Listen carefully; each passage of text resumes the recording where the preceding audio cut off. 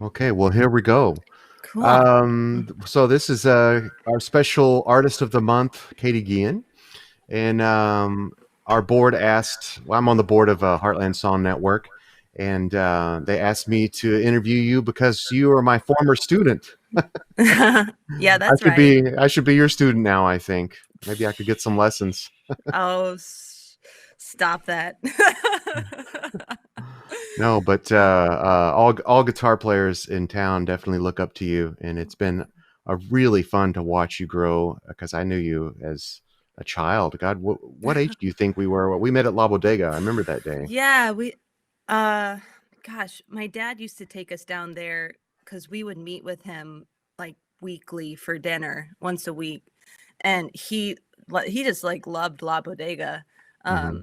and just the atmosphere. And that's where we saw you and um um Miel and Uh-huh. Hector and everyone just playing flamenco down at La Bodega. I was probably like 16, 15 or 16 when we first started going down to see you guys, and it became sort of a regular thing. And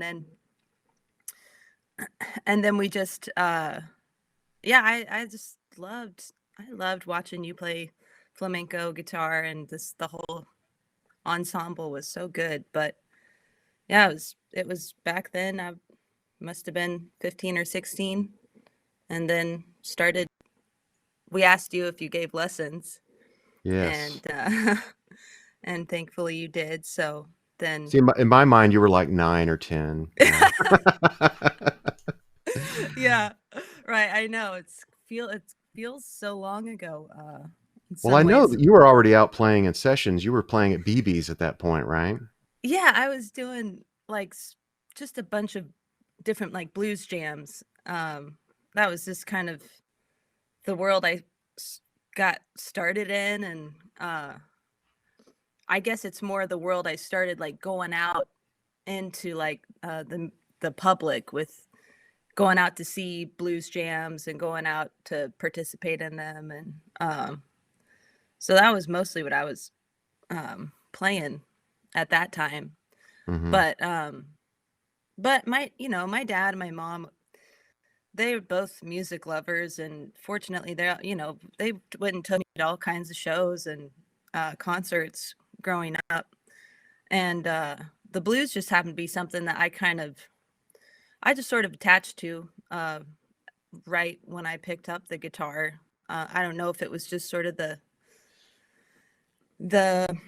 kind of open and like easy format, I guess, and it makes it really easy to play with people. But I it think I got into other styles after that, but that was definitely the first one. And then flamenco seemed to kind of relate to blues in some way to me. I don't know how some connection that they made a connection to me. It was probably just mostly an emotional thing more than anything. I think it's like the feeling that you get when you see a style that really speaks to you. Those were the same feelings I got when I would watch and listen to you guys play, and just go out and see people play blues guitar.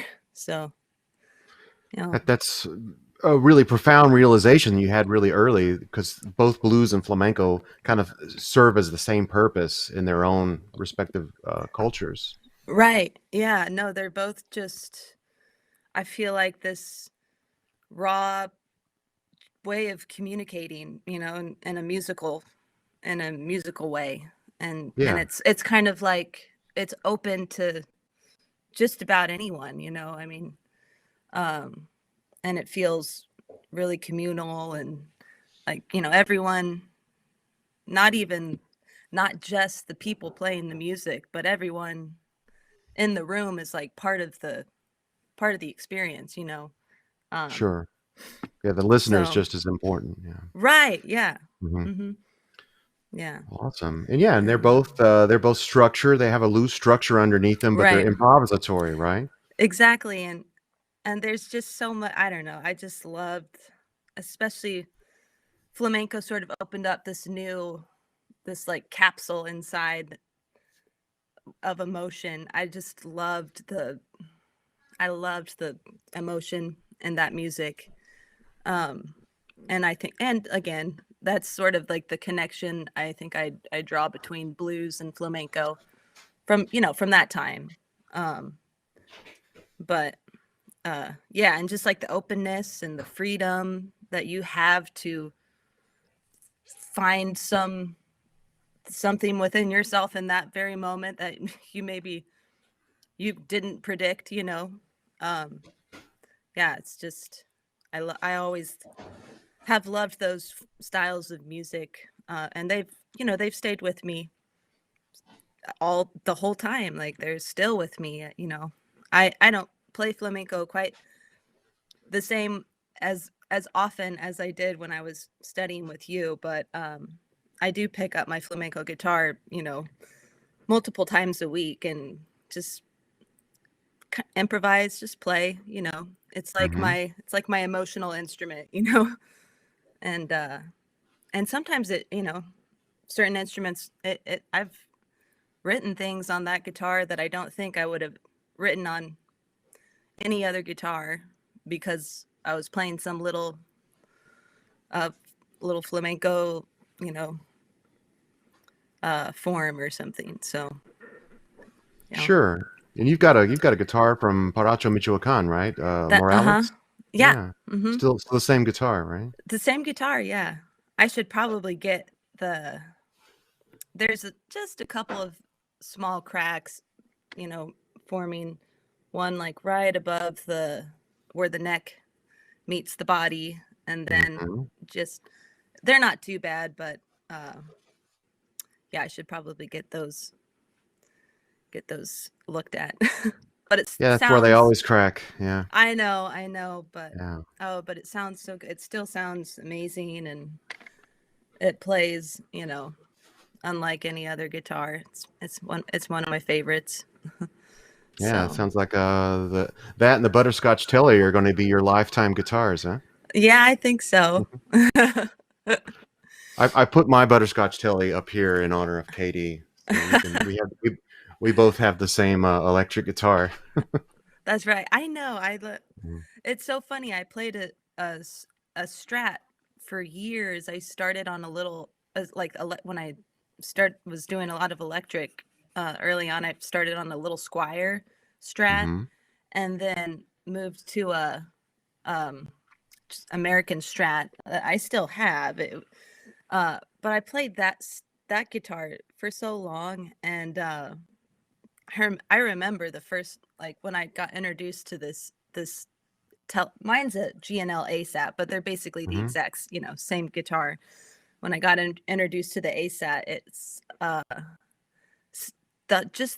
the body. I don't know what about it, but I just suddenly switched. I thought I was just going to be a Stratocaster person forever, and then suddenly I just changed changed my tune and switched to that. And it's become one of my favorite instruments, honestly.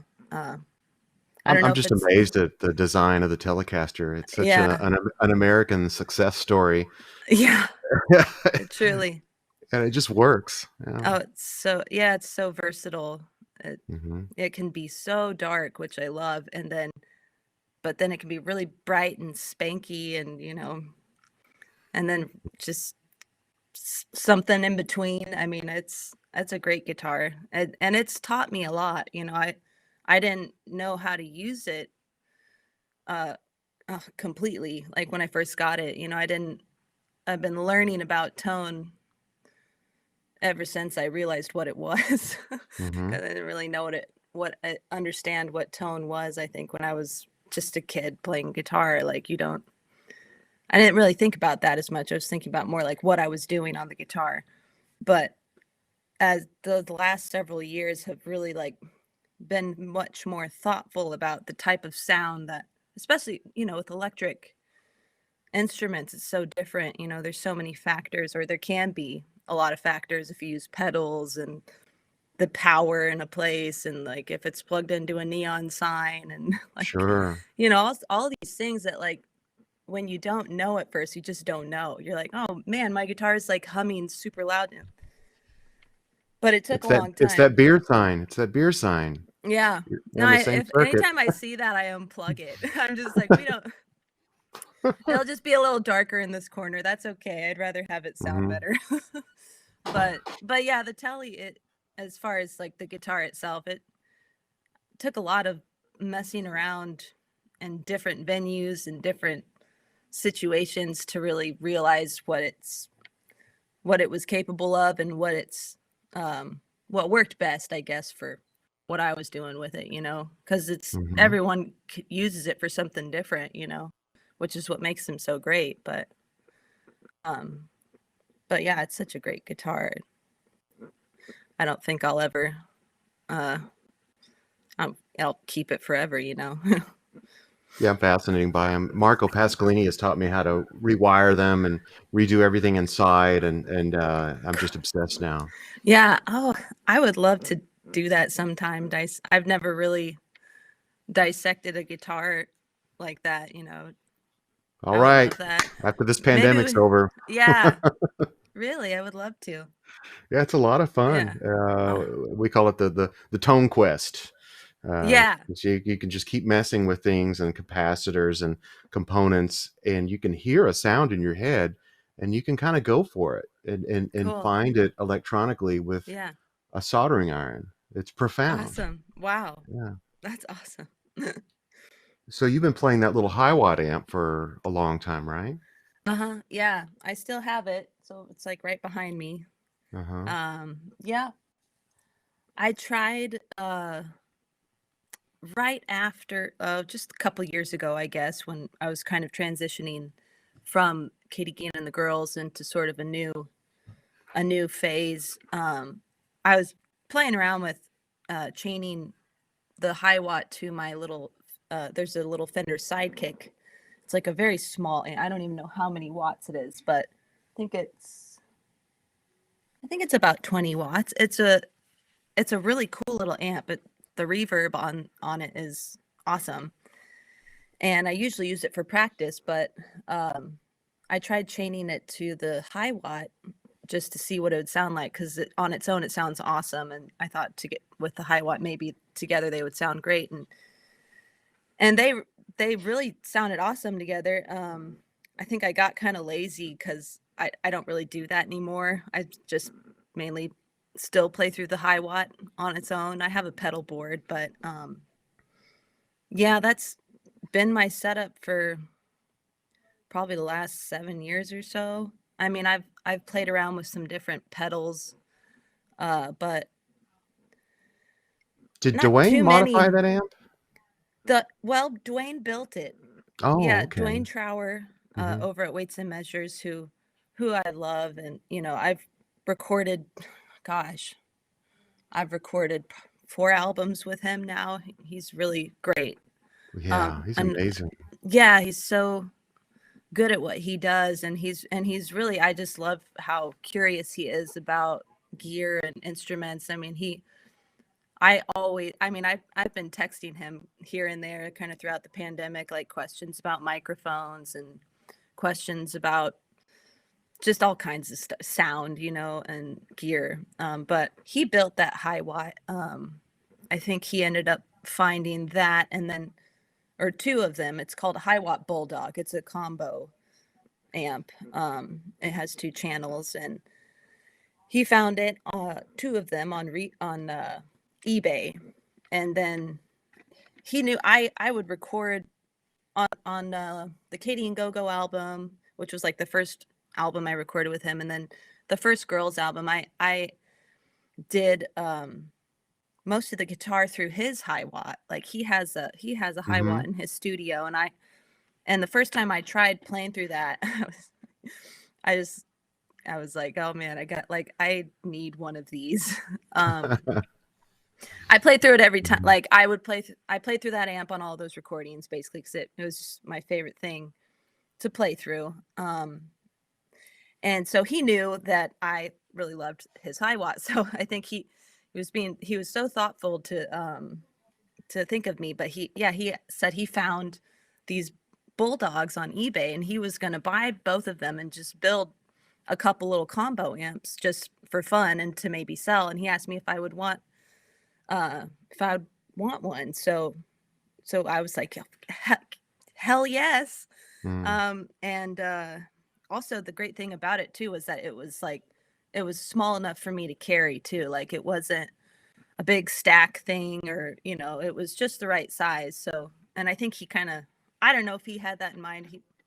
But but yeah, he built it and did a great job with it. And yeah, I mean, a couple times I've needed to get like some tune-ups on it, and he helps me out with that. And but yeah, it's a, if I got another amp, it would maybe be another high watt, I guess. I mm. don't, but it's kind of like, I don't know. I'm one of those people that like when I find something I really like, I stick with it so hard. I stick with it until it, turns into Swiss cheese. Like until it just falls apart. Sure. Um I, I probably should investigate some different kinds of gear, I guess, but I don't know. It's hard to step away from things when they just work so well for you. Oh, I understand. Well, I've got about 30 guitars. It's a real Yeah. problem here. Yeah. A lot Oh, of I know. fun. Well, we have fallen into our usual trap of just talking about gear, which is Yeah. what musicians do. It's hard not And to. I know we do it every time. Yeah, it's a lot of fun. But I'm sure people want to know more just about you as an artist and about your history with your different projects. And could we just have an overview and just bring us current to what's going on now in your new recording? Sure. Um, so right now my main project is called Katy, Guillen and the Drive, and it's it's it's it's just a continuation of my songwriting. And I work with the drummer Stephanie Williams, who's Kansas City based as well, and we played together for almost 7 years in Katy, Guillen, which was the project that I had just before this new one. That was about 2 years ago. We played our last show and just decided to do things and make some changes. So that was good for everyone. And yeah, the last couple years actually I mean, this pandemic has been so strange the way that it's hit, because it's really, I mean, for me and for this project, the the project still feels pretty new. Kind of felt a little bit like starting over after the end of my last project, Katie and the Girls.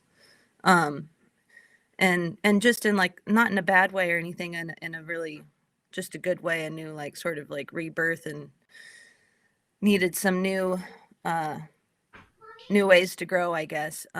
So the pandemic hit, and we had just recorded an EP. It was a seven track EP called Dream Girl, and we were going to release it. We released it in March, just like right as the whole lockdown thing started.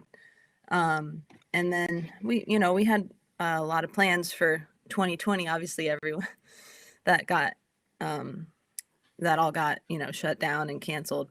So the last year has been just a honestly, it's the time has been sort of a, I don't know, it's been almost like a blessing and a curse. Like, it's felt so good to have so much time to sit at home and be with the music, and like finish things. Like, I feel before we would tour a lot. We played live quite a bit, and the pace sort of makes it hard to slow down and finish writing, and to like think about to plan things like an album, and to plan how to release an album.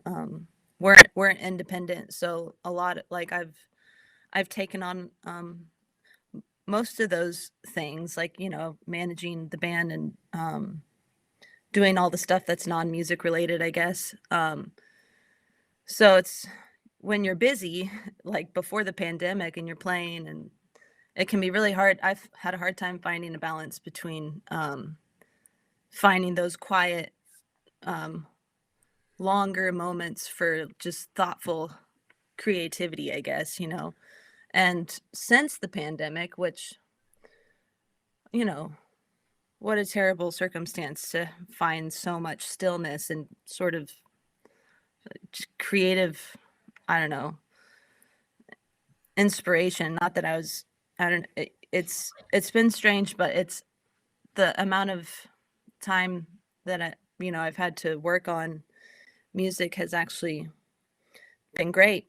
And some days, not so much, I think everyone has just had their ups and downs with this whole situation. I mean, we miss playing live. The income part has been a real struggle at times, and figuring out how to maintain a engagement with people without doing any sort of in-person interaction was a whole new challenge, and I think no one really completely knew how to do it at first, but we all sort of have figured it out the best that we can. I think we're still figuring it out, but yeah, sorry, I've just been like rambling. That's what it's for. I but I guess, yeah, this last year has just been a lot of writing, and we've been recording a lot. I never really knew how to use a recording software properly, and fortunately, Steph and I live together, so she's been real good. We've been doing a lot together. She's been really good at like figuring out all kinds of things to record, like to record properly. We've tried all sorts of things out. We've soundproofed our space. We've sound treated it. Hmm. We've tried out different mic situations. And now we've recorded demos. As we've recorded those demos, we've like gone back and started over. I mean, it's like the luxury you don't have when you're in a studio paying by the Yes. hour, and to have this weird, just this like time warp this last year, to just sit with it for like a week and be like, I don't like that tempo, let's just record the whole thing over. Or maybe we can put a cute little guitar thing over here, this chimey thing, or maybe this Hmm. line under this. Or I mean, it's been great. We've definitely grown closer as like a musical unit, but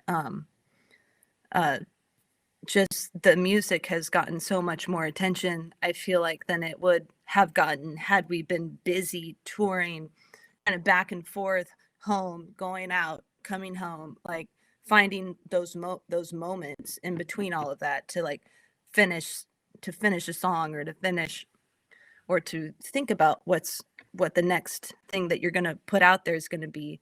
um it's actually been nice to have that. I mean, it's been hard because we haven't been able to gig and you know bring in the same amount of income, obviously. But we've pared things down quite a bit, and we've found some ways to get through and make it work for us, just as sort of a small unit right now. um but yeah, so uh at this point we're looking at recording a full length album. I want to try and get it done in like the springtime. But yeah, it's honestly been great to sort of learn some new skills and be forced to uh, improve in different ways than I probably wouldn't have otherwise. Sort of like it just forced us to change how we change how we were a band, I guess, and to change Hmm. how we were musicians. And um, So yeah, oh, it's been a really strange year, but I've been trying, and it has been hard to stay positive. And I'm saying all these things that sound great, like we've accomplished a lot, and I really feel like we have. Um, and I know not everyone has had the same experience, and I really feel for people during this whole pandemic. It's been a really difficult thing, I think, for a lot of people that are susceptible to certain just ups and downs mentally, um, and emotionally, and just like to have the rug pulled out from underneath you, and if you're just used to doing things with the public, and then to suddenly just be you can't do that anymore. We've been lucky to have each other as a band and to have a space where we can create. Um, but it definitely hasn't been easy, but we're thankful, to be where we are still, even at the end of 2020. It's still happening. It's not like Mhm. just because it's not 2020 anymore, it's not happening still, but I it know is. everyone keeps hanging everything on this year marker. Right, right. I mean, Yeah. it's good, we Mhm. have to have sort of like, I guess, a positive forward moving energy about Sure. it, but it's like it's definitely still happening. It's still it's hopefully on on an upswing, but who Well, so knows? you just published a new video for Willingly, correct? Yeah. Mhm. Yeah, it's very Yeah. nice. Thank Please you. tell me how you came up with such a cool one-note riff. I love that. That riff, I wrote that song for the most part, and that riff back probably like 2.5 years ago. It was the year t probably around 2018. I was like right before the girls' last few shows, and Mhm. I had just moved out of the house I was living in, and I was staying with a friend, and sort of living in this weird temporary situation, which was great, but also didn't really feel like I was anywhere or like I was at home. But I was going through a real big transitional point, and also starting something new, and was feeling very hopeful in the midst of feeling really, honestly, really dark. So it's just like a weird combination of weird mixture of feelings, I think, that went into it. But what ended up coming out was just this overwhelming feeling um, of hope, because that song is a love song. And so I don't know, it, I started writing it. I have some voice memos of it, I know, but I don't know. I just started writing it. I You know can't it's a really good tell. riff, right? Thank you. Yeah, I Yeah, love it. it's thank you. It It's hard to just be so simple and succinct. And yeah, it's really good. right. Thank you. Yeah. It's One note. That's all you I need. know. It really, Mhm. I mean, some great songs are just one note.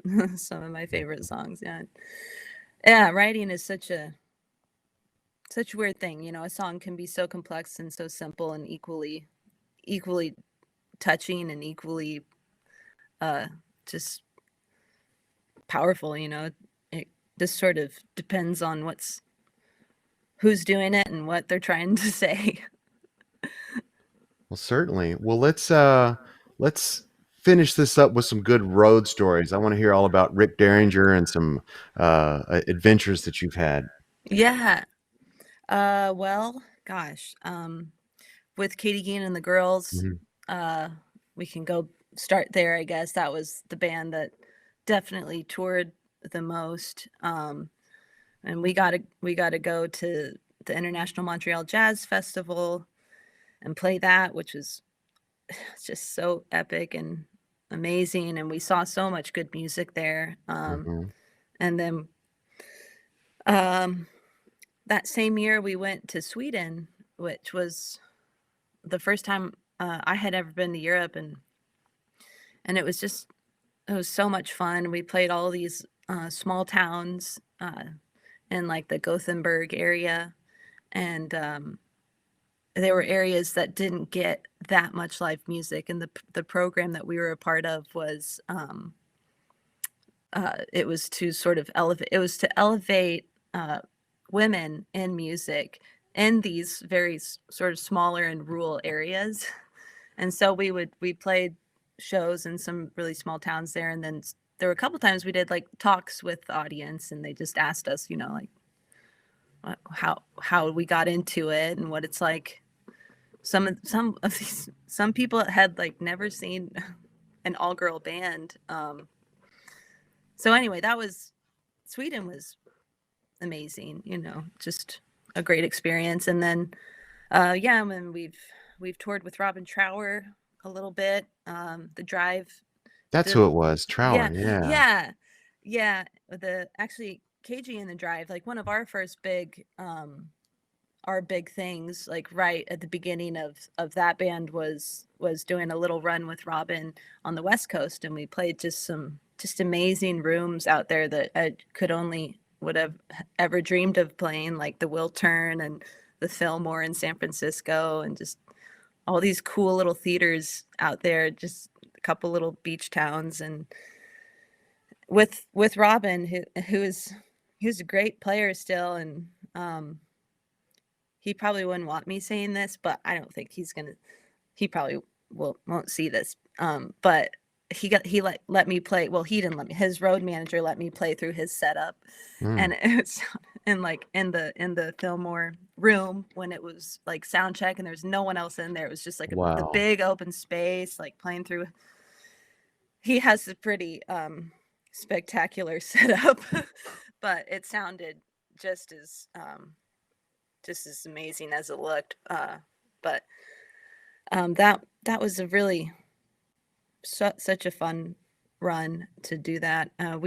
We were gonna do a little bit more with him just this last year, but obviously that changed. But yeah, we've played some great rooms and amazing gigs, and then we've obviously had some really funny, weird little ones, you know, and just ones that we would never do again. You know, I mean, Oh yeah. sometimes you have to connect the dots, and you never know what you're gonna encounter in those situations. But like playing some smaller places on like a Tuesday night in a town that you've Mhm. never been. Sometimes those can be like the coolest, funnest gigs, and sometimes they can be just the most like, all right, get it all in the van. We're getting out of here, and we're never coming back. But I mean, I think for us, not to make too much of it, that, you know, us being like an all girl band, I think we had some experiences that I think an all dude band would never have, you know, just in terms of like, you know, comments after shows, or maybe just a certain level, like getting a weird vibe from a person as we were loading out, or, you know, it just didn't happen that often. But, you know, if you're looking for stories, you know, that definitely happened a couple times where we just had to kind of get out of there sort of quick. But yeah, I don't know. Gosh, we've been a lot of places, and all kinds of experiences in there. So Well, the guitar, you know, is typically, you know, it's a very male dominated instrument in the music industry in general. But mm-hmm. I have really fond memories of when you were a young flamenco player and having all of these other just all boys just all lined up together in the dance studio, Yeah. and then kind of using that against them, like Katy can do it. Get it together. And you know, you were the youngest player and Oh, also a female, so it was pretty awesome to see oh, that flipped on its head in our studio. yeah. I loved playing those dance rehearsals. Wow, Those were so what great way cool. to while away to Saturday. You know, it was a lot Oh, of yeah, I fun. know. It was awesome. Mhm. And we had singers and percussionists. Yeah. Yeah, Mhm. it's great. Yeah, definitely. Well, gosh, I've got a bike ride with Rich Wheeler today Ah, scheduled at 2, so I'm going to get nice. suited up for that. But yeah, that's what a lot of my musician friends and I've been doing during the pandemic is just trying to get in shape physically because, this is a Oh rough man, lifestyle. I totally feel you on that. That actually, that aside from like recording and doing stuff at home, that is one of the other things that we've been doing a lot of was like riding bikes and Oh, you going want to on come with us? hikes. Today, Yeah. Well, well, today or I we go can't every today, day, but every day. oh Yeah. really? Yeah, Oh Scott well, Hobart and I ride together. All the musicians in the Northeast, we've been riding together. awesome. Clark Wyatt, and yeah, it's been Oh fun. cool. That's awesome. But Well, yeah, please yeah, join us. cool. All right. Yeah, cool. Well, Well, nice talking to you, and I hope to you go to one of too, your dad's Bo. parties again. I know, I know. Maybe in a couple years. Yeah, yeah, I think so. Well, nice Cool. talking with you, You and too, Bo. I'll send Thank you an email you. when I post this. Sounds good.